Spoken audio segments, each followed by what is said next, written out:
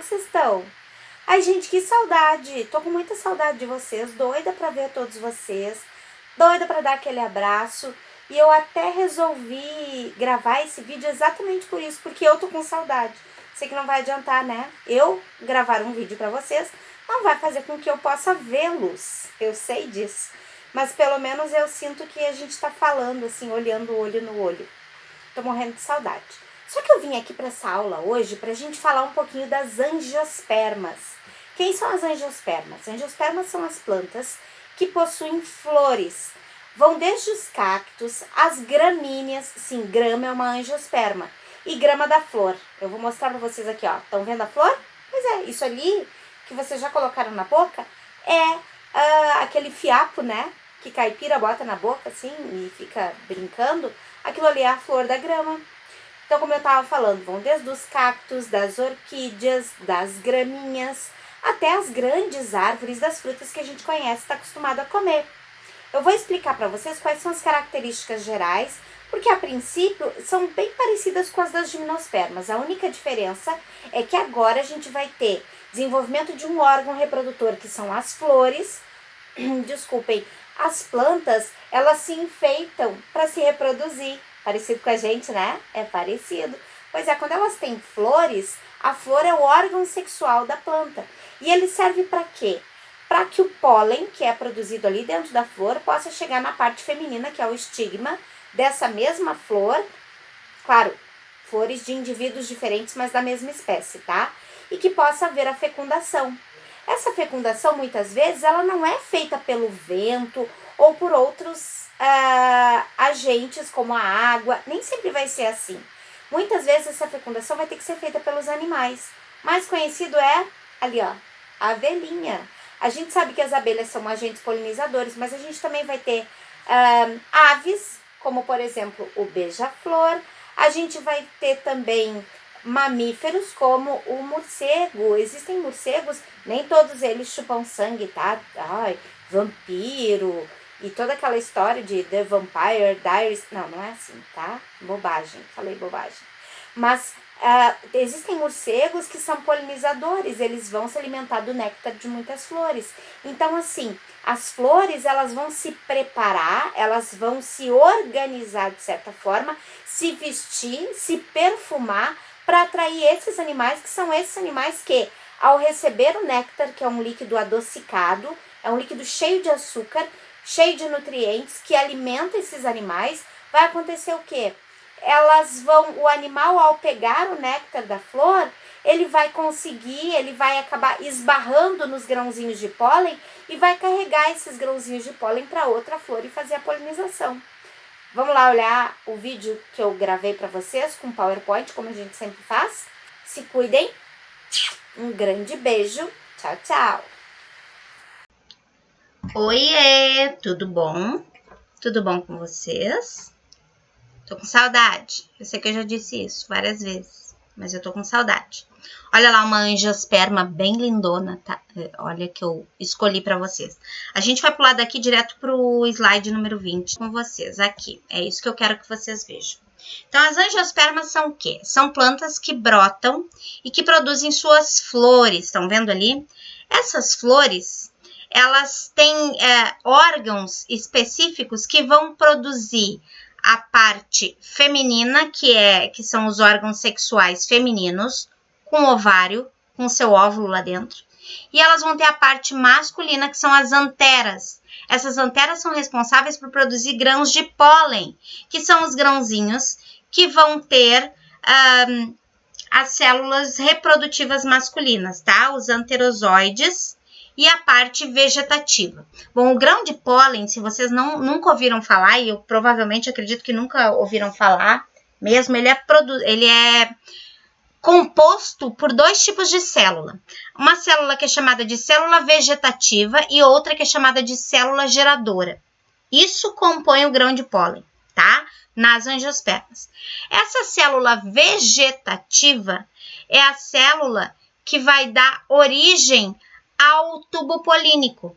E a célula geradora é a célula que vai dar origem aos anterozoides, tá bom?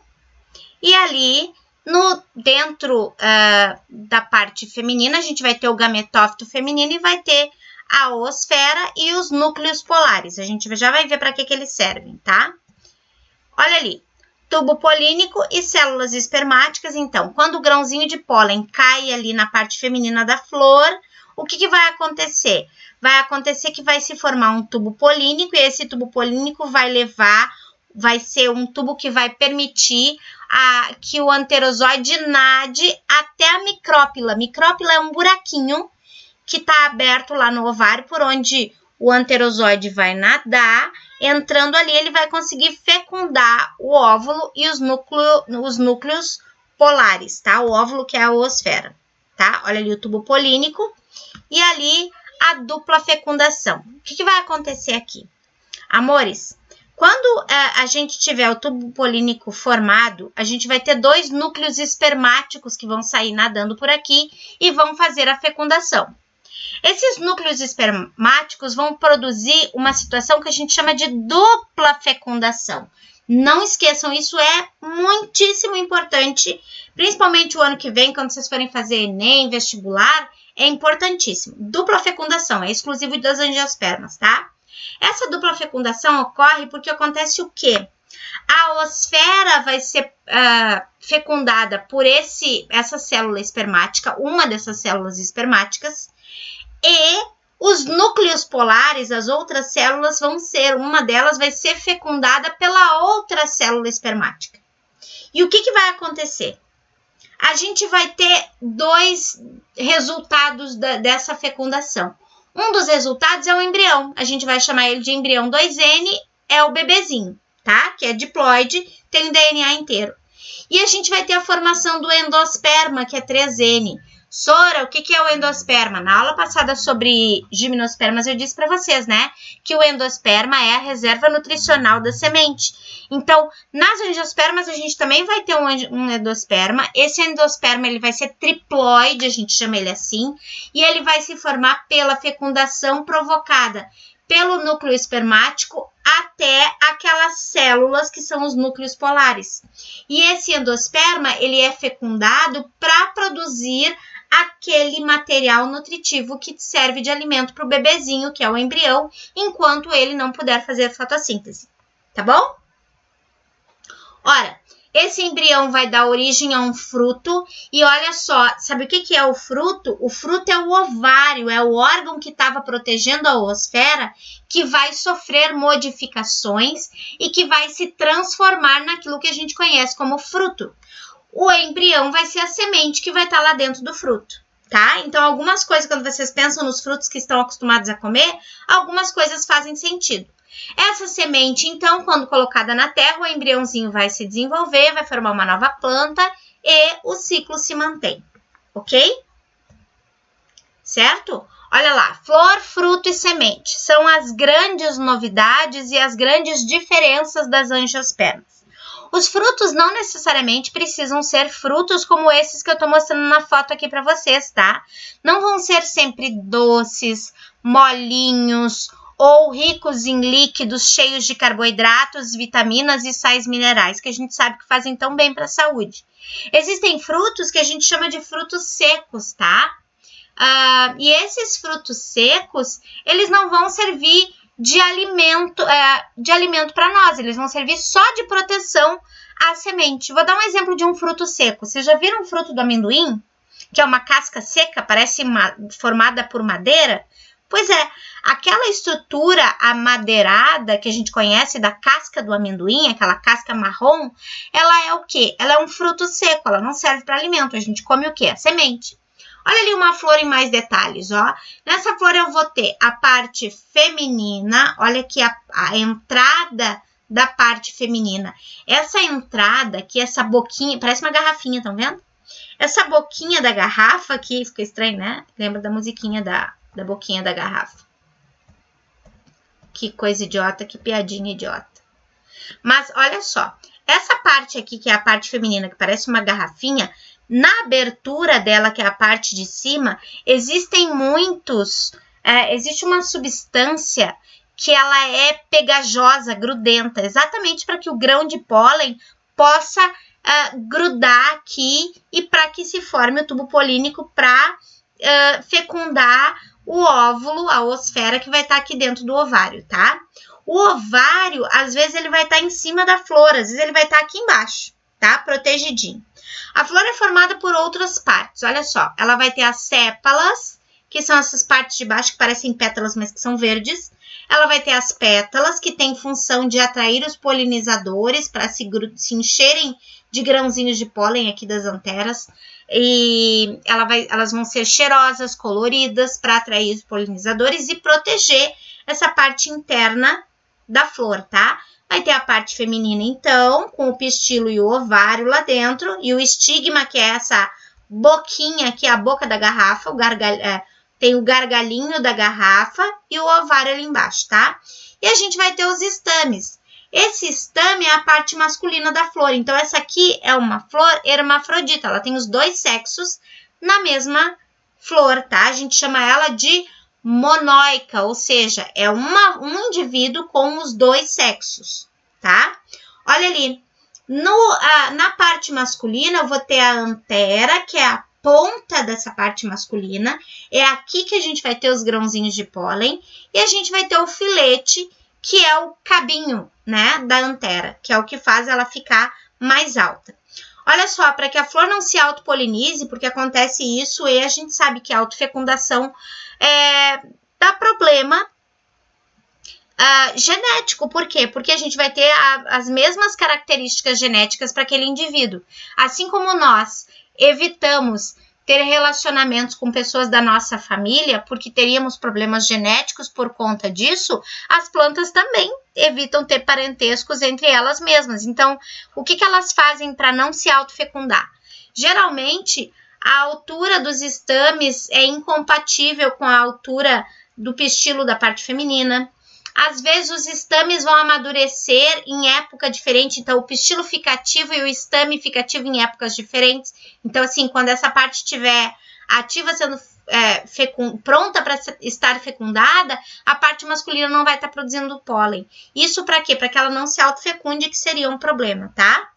A flor, então, ela serve para quê? Para proteger a parte feminina e masculina da planta e para atrair polinizadores, como eu tinha falado lá no outro videozinho.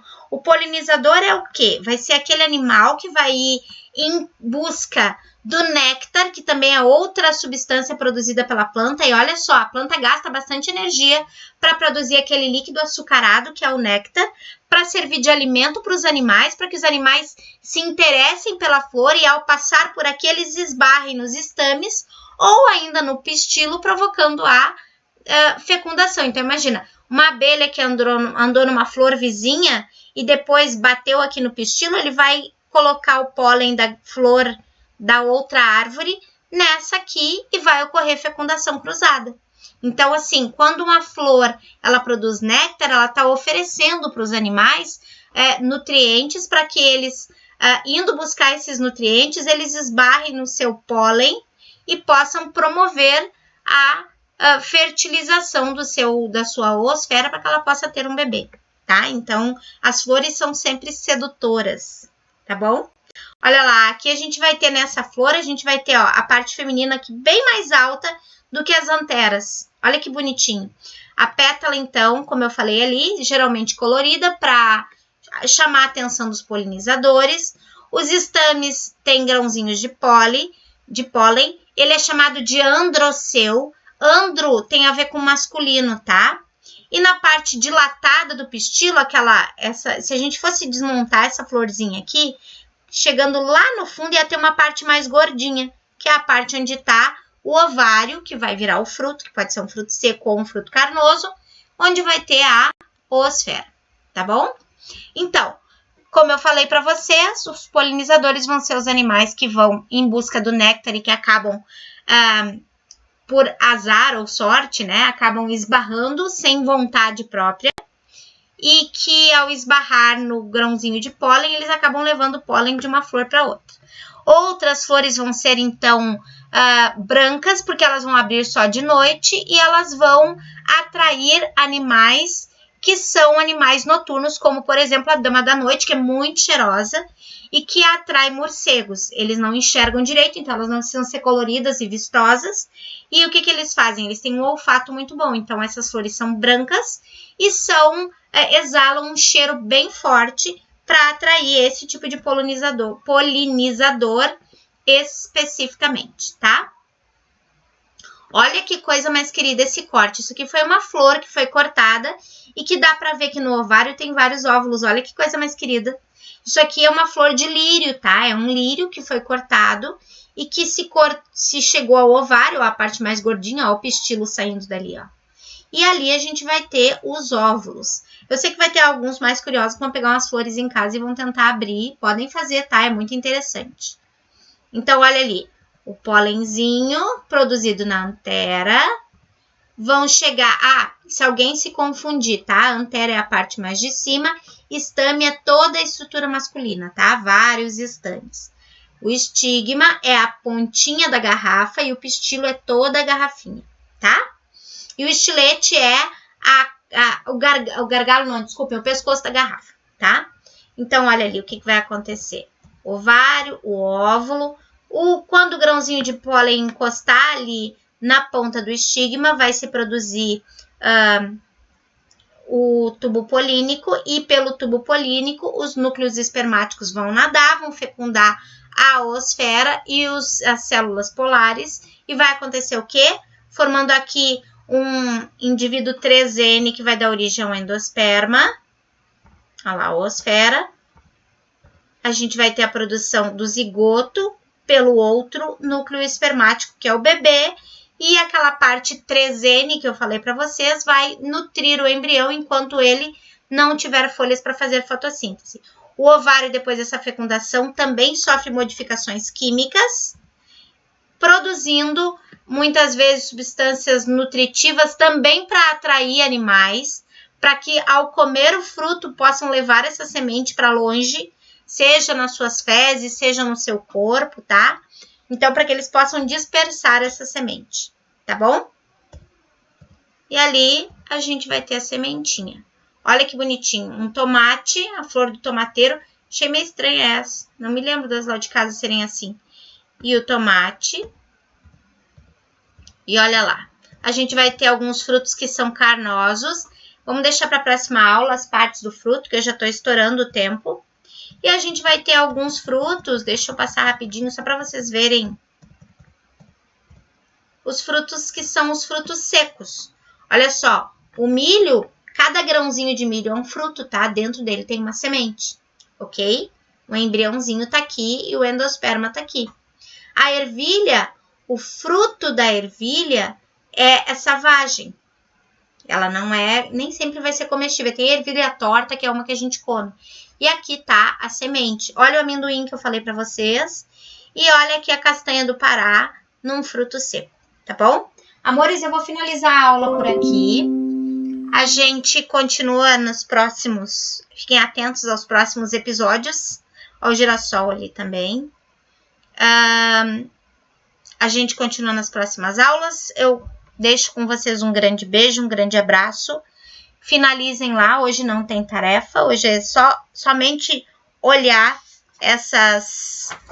a reprodução, como é que ela funciona.